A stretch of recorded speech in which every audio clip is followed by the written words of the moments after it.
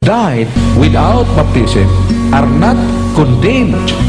They will not be cast into hell. But the only thing is they cannot see God. Because Jesus said, John 3:5, unless a man be born again by spirit and water, he cannot enter the kingdom of God. And a child is human being.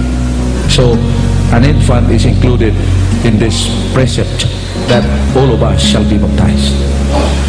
So what I mean when I said unborn child, depending on the state of the mother, because if the mother is Christian with a principle of precedence that she has 3 children and all of them, these 3 children will baptize, the principle of precedence says that her faith, her hidden desire sanctifies the child within her womb, because by the principle of precedence. Kaya ang iyang tulo ka anak nga buhi, iyang mangipabunyagan sa bata pa. Iya katong batao pa to, iyang itong pabunyagan. Nadala ka to sa pagtuo sinahan. Pero kung way pagtuo, nasa tulo ka pong anak, way bunyag. By the principle of precedence, even that child will be born, the same happening. He or she shall not be baptized in view of the fact that here 3 children who are grown up already were not baptized when they were yet child or children. So that is the answer of your question, sister. Okay. Yes, sister? Nakabati ko ka sa Brad sa imong kanang debate at the park. Yes. So inyong topic about kanang kalag sa tao. Yes. No. And usa may imong explanation ani Brad kaning mga spirits of our dearly loved ones who are coming back. Are they from hell or from heaven? Well, the Bible states that the spirits have no power of their own. They have only the power by the permission of God, with all God's prerogative after death. Meaning once our bodies are dead and our spirits separate from the bodies, then they are under the control of God. Meaning to say, they cannot appear once again by their own prerogative. Kung pakita na kaya, silulo na ko nagpakita kaya nabili ng hunsoy, wala kita rin. Importante ka itong hunsoy. Yatong yung patibigan. Diliin ko niya na kasayon. Pero there are instances in the Bible, valid appearances or apparitions of the spirits of the dead. One of the examples in the New Testament, nasa San Mateo. San Mateo 17, 1-3. The miracle of the transfiguration of Christ on Mount Tabor, on which Elijah appeared and Moses also appeared. And all we know, 1,500 years before Christ, Moses was dead. He died long time ago. Yet he appeared again with Jesus on Mount Tabor. So that is a valid apparition of Moses. Meaning he was given the permission of God to appear with Elijah in order to make a testimony that Jesus is the ultimate goal of the law. Because Moses was the one granted by God to present the 10 Commandments. Si Moses magon magitagan sa Ginoo na po kasugo. Kunya si Jesus mao ang ultimatum, mao ang katumanan sa kasuguan. Na ang sugo mabugat, ang sugo di matuman kung wala si Jesus. Pero kung naa si Jesus, matuman ang mga sugo. Kung na napakita si Moses, nagpakita si Elias. Kaya si Elias nagrepresenta sa mga panagna aron din na nakita magpaabot og laing manunubos. Kay kuban moari paghari Krishna, kay tuwa si Krishna dito mo'y manunubos, tuwa dito ang unsa man nga manunubos. Si Kristo ra mao ang matuod og gipadala nga anak sa Dios nga nagluwas kanato gumikan sa katumanan sa mga tagna. Muna nga we will not expect another savior but Jesus. Muna nga si Elijah o si Moses appeared. But this appearance of Moses proves that the spirit or the soul that separates from the body, if given by God's permission, can appear once again. That is only one of the examples. Okay, any other question? Yes, sister?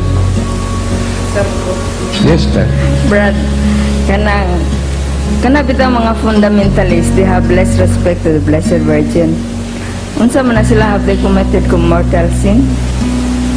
the fundamentalist. You know, still sin is measured by God on the basis of the objective or the intention. If the intention is so malicious, that is mortal sin. But if the motive is due to ignorance, it is always understandable and forgivable on the part of God and also on our part. Now we should forget that we do not have that intense respect for Mary, because the Bible states that Mary was inspired by the Holy Spirit when she uttered the words, "From now on, all generations shall call me blessed." And according to the Bible, she was filled with the presence of the Holy Spirit when she spoke that words, according to Luke chapter 1 verse 48. All generations shall call me blessed. And what is blessed? According to Reader's Digest Encyclopedic Dictionary. Reader's Digest Encyclopedic Dictionary. Blessed is a person worthy of praise, worthy of veneration. Meaning, once we call Mary blessed, meaning we praise her, we honor her, and that is God's will. So if they do not honor Mary, they do not respect Mary, that is their own prerogative. But if the motive is so malicious, that is mortal sin. But if the cause is ignorance, that is always forgivable. It is our duty to enlighten them, to share with them the role of Mary in our salvation, the participation of Mary in the drama of redemption. Okay, yes, Brad? We acknowledge our brother who is coming over the microphone. I'm Brother Chris. Yes, Brad. Brad, my question is rather unique.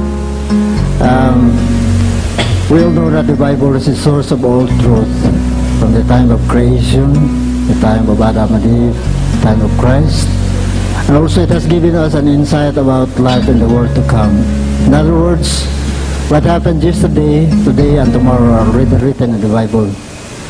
But there are certain things that's happening today that is not written in the Bible.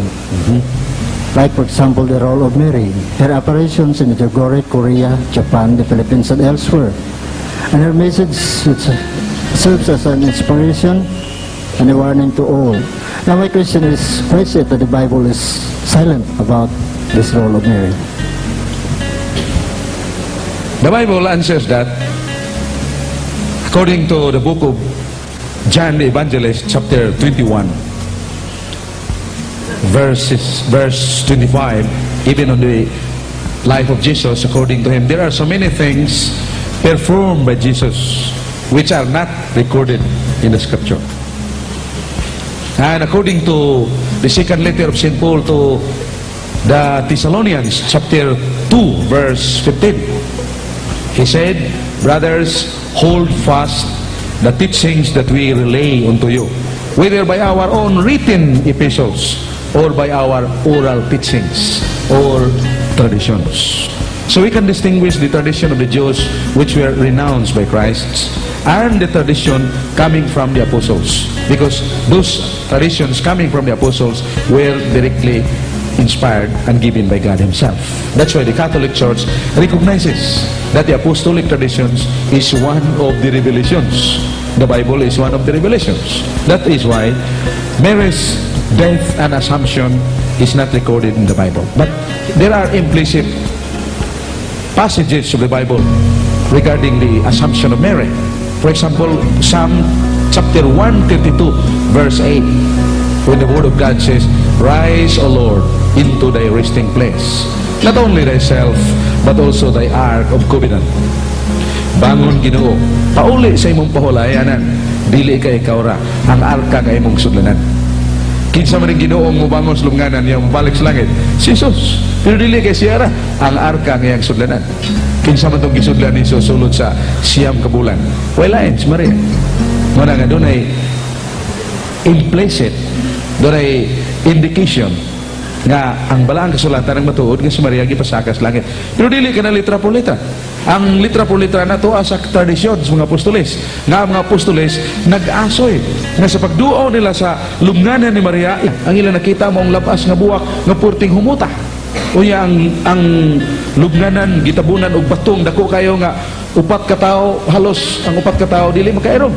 Intak man ang bato ug intak man ang kandado. Ngano man nga nawa naman dito ang lawas sa mga birhen, gipulihan man ito mga labas nga buwak. So the apostles deduce a conclusion that Mary, though she died, but she was not corrupted, and by the power of Jesus, she was spiritually, bodily assumed into heaven. And the church celebrates every 15th of August, pista sa Asunsyon ni Maria, pagpasakas langit sa atong mahal nga inahan. Mao kana ang tubag brad nga kano man nga dunay mga mga bahin sa kinabuhi ni Maria ngawa na masulat sa Biblia. Ingon na ito nga naa na sa tradisyon sa mga apostoles. O ganang tradisyon sa mga apostoles, tinuod siya. Kay ang Biblia, gikan mis tradisyon. What is tradition? Oral teaching, handed down from one generation to other future generations. So the Bible before were not written. They were just oral records handed down from one mouth to many mouths, many ears. Then later on recorded. So the Bible came from tradition. Those who do not believe the apostolic tradition must not believe also the Bible, because the Bible comes from tradition. Okay.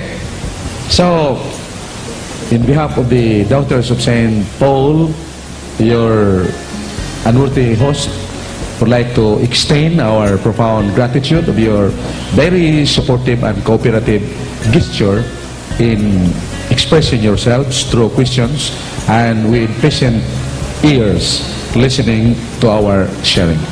Thank you very much. God bless us. Praise